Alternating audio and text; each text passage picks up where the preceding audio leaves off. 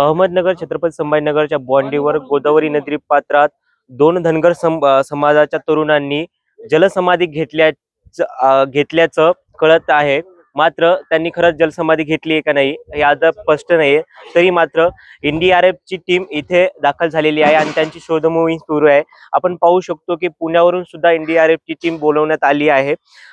काल रात्री दोन धनगर समाजाचे जे तरुण होते उपोषणाला बसले होते. मात्र त्यांनी काल एक चिठ्ठी लिहिली आणि त्याच्यात असं नमूद केलं की आम्ही गोदावरी नदी पात्रात जलसमाधी घेत आहोत.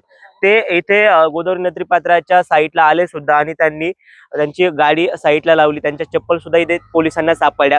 पोलिसांनी रात्री शोध मोहीम घेतली. मात्र पोलिसांना कोणतेही तिथे तरुणांचे सापडले नसल्यामुळे आता पुण्यावरून NDRF ची टीम बोलवण्यात आली आहे आणि त्यांच्या मार्फत आता शोध मोहीम सुरू आहे.